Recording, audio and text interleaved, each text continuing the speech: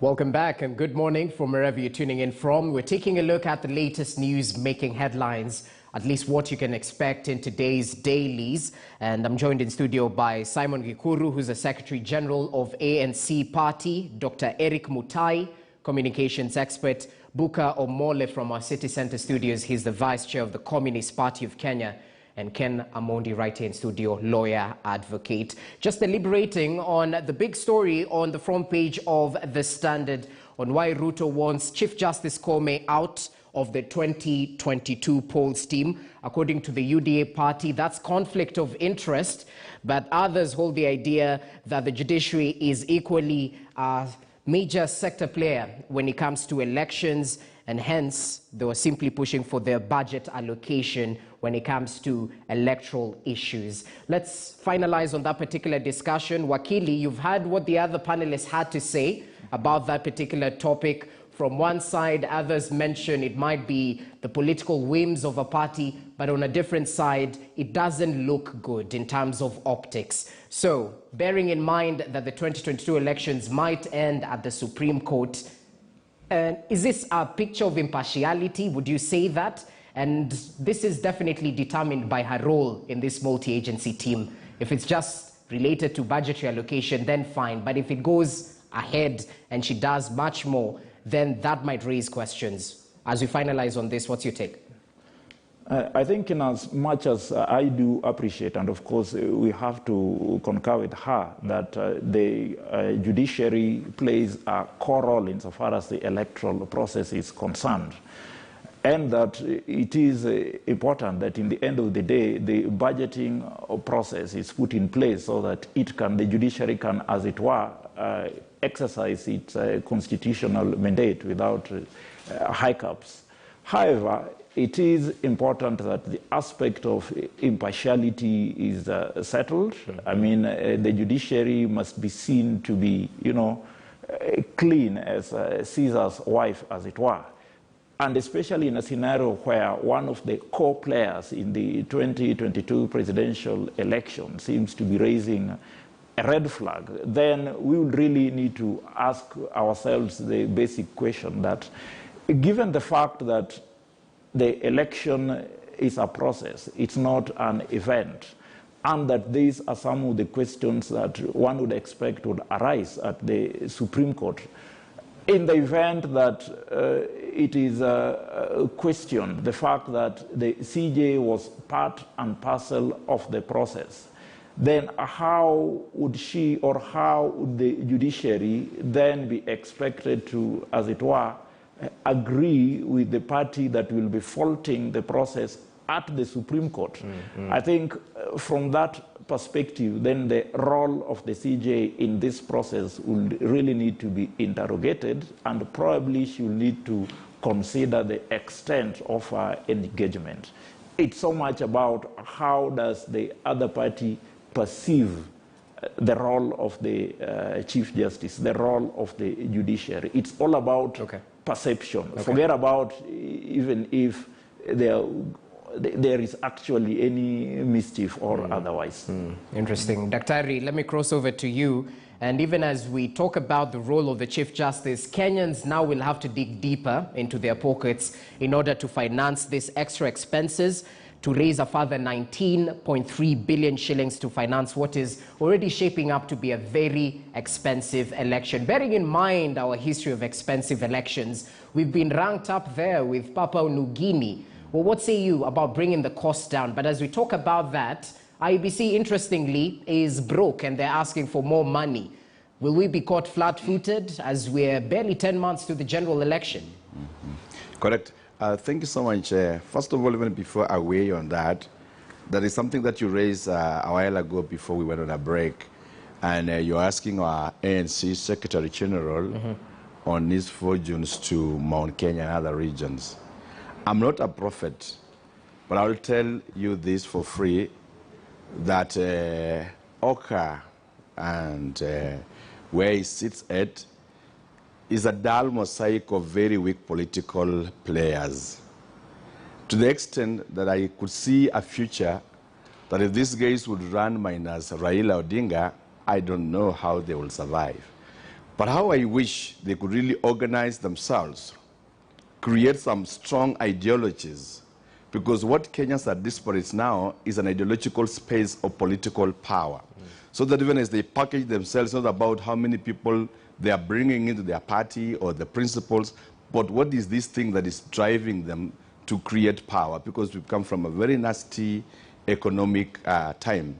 Now, moving forward, what the IEBC or the sentiments that IEBC requires an extra budget of 19.5 billion, to me is quite overboard. We've seen in other functional democracies running elections with even lesser cause. And this points out again to what is it really that you want to do with this 19 billion extra money?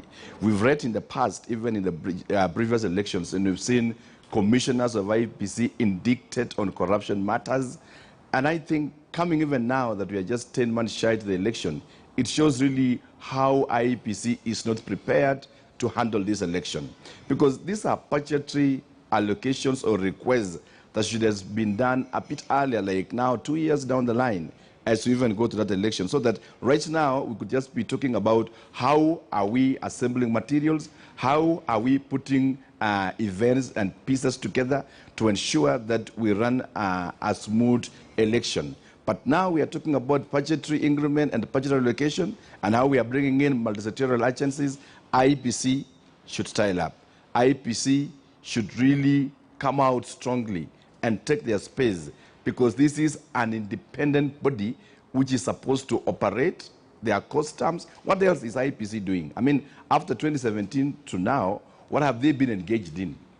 That's the biggest question I would ask.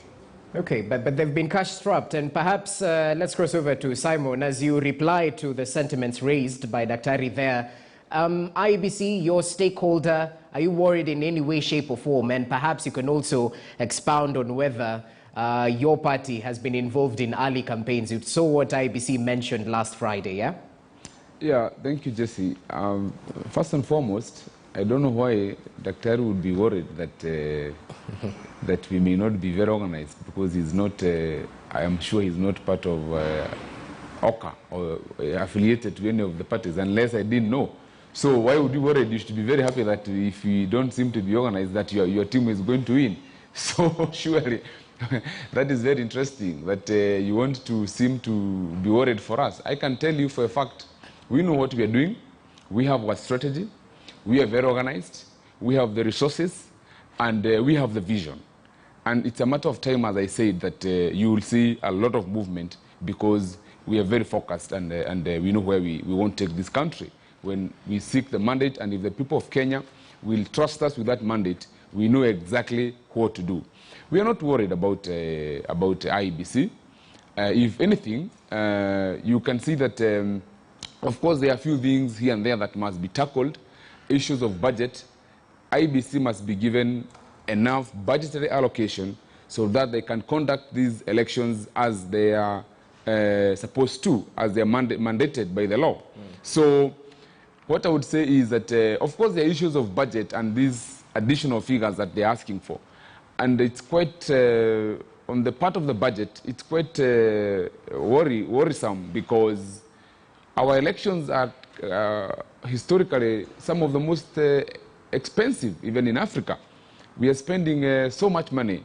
So I think there is an issue there that has to be looked at, because we are spending huge amounts of money.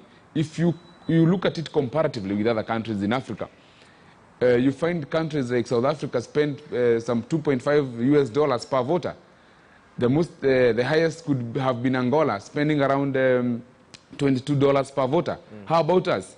We are spending close to $80 per voter. That's a lot of money. That's a lot of money.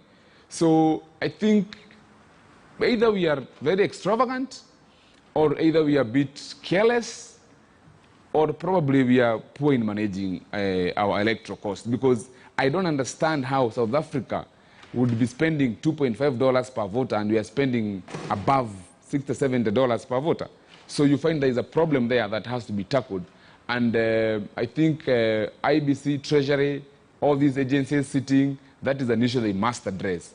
Otherwise, in terms of preparedness, we keep calling upon government to make sure that IEBC is properly facilitated so that they can conduct their mandate as per the law.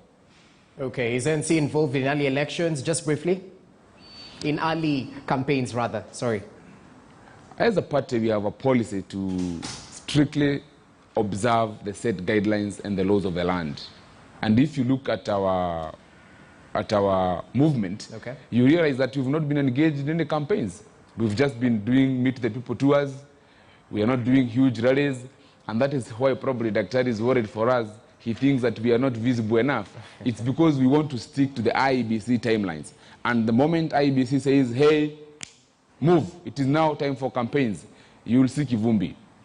Interesting. Buka Omole, over to you. And still with the issue on expensive elections, as we conclude on that, well, what needs to be done? Because from the IEBC point of view, lack of trust is what sort of fuels the cost of the elections up. Security features more than what's in the currency. So what say you about the debate on the expensive elections we have time and time again after every 5 years? Yeah, Jesse, thank you very much. But I would also like to comment about the rearrangement that is taking place towards the 2022 national elections, especially I just wanted to reinforce Dr.'s point of view that even the Communist Party of Kenya, we are appealing to all political actors that they should be able to develop a political ideology. At least from the Communist Party of Kenya, we know we are a communist party. And then the second thing is that those election rearrangements that is taking place, they should be based on some program to benefit people, not tribal alliances to try and, mobilize and ethnicize, the voter hunting exercise. Now, having said that, let me go back to IEBC. Now, the problem with IEBC is that the election process in this country has been complicated. It is too long. For example, just if you look, you have to do, the first thing when you go, you do what is called voter identification. That is done electronically. Then again, you do physical voting exercise. After you've done physical voting exercise, then the votes are transmitted electronically. So you can find that we need manpower, and also on the electronic identification, it is not harmonized with the transmission because things are again being done manually. So the main issue of actually to make this voting exercise longer and also to increase the cost is that there are several interests. For example, if you look at IEBC, the amount of money they have been spending on litigation, and sometimes you think it is deliberate in this country, because you realize that their legal department, instead of spending internal lawyers acting for them, you will find the amount of lawyers that have been hired by IEBC to undertake litigation processes. And sometimes we even question them from the Communist Party of Kenya that the legal team at IEBC may be having some strange deals with some legal firms to actually try and siphon money. But the beauty that now we have is the independence of IEBC. That means they can be held responsible. So we just need the Kenya government to publish the last audit. Where was the money spent? And if we can be able to save money, especially last time you heard about the corruption involved in terms of procuring electoral equipment from this French firm that was hired last time. But if we continue to do that, okay, then we will be able to only take money that is meant for social services and pretend that we are fermenting our democracy. While the political parties and IEBC knows very well that this democracy is not being actually perfected. We are only advancing an ethnicized political mobilization program to oversee something that is called a national election. And in fact, when I had my comrade from ANC talking about the resources, in fact, if we look at the resources in terms of a campaign process, should these resources be used in terms of just the infrastructure, or those resources should be used in terms of mobilization, and sometimes even without indicting my ANC is that the political players involved look at the presidential budget that has been laid out. They are going to spend too much money to fuel choppers to transport what in this process. So what we are trying to say from the Communist Party of Kenya is that we are trying to encourage IEBC to streamline their cost and let the Treasury also declare certain excesses, especially that litigation cost that we have seen in the last election process. All right, all right. So a lot to do with the electoral process as you get closer and closer to the 2022 general election date. Find more details on page 6 and 7 of the Standard on the top story on the front page, why Ruto wants Chief Justice Koome out of the 2022 polls team. Gentlemen, let's shift focus to the front page of the Daily Nation. And Wakili, I'd like to begin with you on this because it all has to do with the Deputy President sort of being implicated in witness interference when it comes to the ICC case. What exactly is going on? I'm sure you've gone through that particular article and the implications thereafter, Wakili. Yeah, I think this is the first time when the Deputy President's name is coming out as having been directly involved in respect of witness interference. And of course, that would be a serious indictment insofar as the sabotaging the course of justice, and more so in respect of the 2007 post-election violence. Of course, it's not yet really an indictment, and the consequences, as it were, would be dire in respect of in the event that the Deputy President is convicted, or rather indicted of the offense, which is punishable by 5 years in jail. And so I would expect that this is something that would really have serious ramifications insofar as the next presidential election, 2022, would be concerned. We are aware that part of the reasons that actually propagated the duo of Uhuru Kenyatta and William Ruto to the presidency in 2013 was because of the perception, as it then was, that in the event that they are not holding the levers of power, and they are indicted at the ICC, what would be the implications? So that given what is looming, insofar as the Deputy President is concerned, I think Kenyans would now expect a more vigorous Deputy President in the campaigns, if 2013 is anything to go by.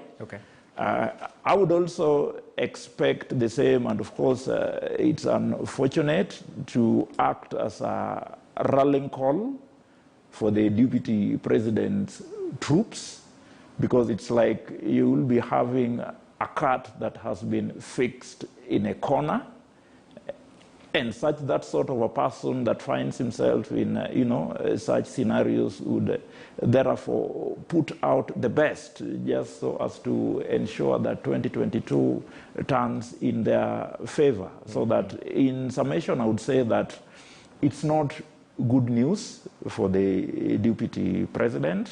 It smacks of trouble ahead. Okay, we'll definitely see how it transpires. But as you mentioned, it's not really an indictment as it stands. But Daktari, crossing over to you, taking a look at the latest political intrigues in the country. Of course, just yesterday, the Deputy President was campaigning in his stronghold, sort of, bringing it together to popularize his candidature towards 2022. But at the same time, the conversation has been Mount Kenya and the bride that Mount Kenya is, especially to these top contenders. Looking at how exactly One Kenya Alliance is forming out, what say you about the challenges when it comes to picking aspirants? Because one might argue the entrance of Justin Muturi, who's with the DP party, and he's mentioned he's going for the presidency, he'll need space amongst these men who claim they're all equals. What's your take on that? And is there a possibility of a third horse race? Thank you. First of all, just to weigh in on that, there is a very important subject that has just come up as you were weighing in. Yeah. The question of the ICC. And for me, I think ICC has always remained a political court and not a judicial system court. We have come through, like, from 2007 to now is quite a chunk of time. And how then should we talk about a case just some few months to election, 10 months to election? We say that the deputy president sort of did some arrangement with witnesses. To me, I think this is just trying to weaponize elections, and ICC should be that global court that its status and its stature should be high above reproach. It doesn't need to act like a kangaroo court. You witnessed what Pensula did. It was very weak prosecution, very weak link with prosecution. And the current ICC prosecutor, Karim Khan, I hope he will do a better job in that court. But I think if they will continue ostracizing, if they will continue creating innuendos that are far-reached and that are not evidence-based, it will really make this court look like a prototype European Bagoy's court meant to punish Africans and even the other Oriental wars that are deemed not to be the bigger players in the global world. But that said, you ask about the deputy president making or coming back to Rift Valley. I was actually in one of the party meetings because personally I'm aligned to UDA, and I was in the campaign. I was in the organization and the reception of the deputy president. And there is one perception that I wish to correct at this point of time. The deputy president practically was not coming to campaign in Rift Valley, in parts of Kericho, where I come from. Actually, we had organized some 6 months down the line to have some harambe for border circles that have registered themselves. And the deputy president just came in as on his capacity as the deputy president to assist such border industries. To an extent that he's campaigning, yes, he is a deputy president, and by the virtue of that office, there's a political office, there's an elected office, and people now are coming out of the field to state their position. As to Mount Kenya politics, and I would wish to really present my honest perspective of this. Mount Kenya will remain an active site for major political players. In this equation, if you not have Mount Kenya, it will really be a slap on your face. And now that Muturi is coming in space, we have other actors coming in space. And parties are saying we don't even want to fold our parties, we want to stand out strongly. To the extent that UDA, for instance, will lose some 10% or 15% of Mount Kenya, which was an integral political strong supporter of what was then the Jubilee Mammoth, it will really work badly for the UDA, because the UDA must galvanize 100% of Mount Kenya as they did with Uhuru Kenyatta, and at the same time have the bedroom Rift Valley 100%, so that now is able to retain the former support base they had, and now move outside the country to see if we can eat in on the other political parties' strongholds. Seemingly, Raila, OKA, and other principals are aware of this narrative, and I've seen a lot of effort, a lot of attempt. I'll pay it so with slow success for Mount Kenya for Raila to claim Mount Kenya. Same thing to OKA. How these numbers will turn out will be something of another discussion. But then, the way I look at it very objectively is that Mount Kenya, Dr. William Ruto, still the UDA party, has quite considerable following at Mount Kenya. And if he's able to retain it, then it will be good for the party and for the UDA. And I know from where I sit that UDA is also alive to that and has organized its structures and itself to retain that base. Thank you so much. Okay, it definitely begs the question how instrumental the #2 position will be in terms of galvanizing not just the votes in Mount Kenya, but the votes across the country and who exactly to pick. It will be key. Let's take a short break. We'll be back with more. You're watching Morning Express.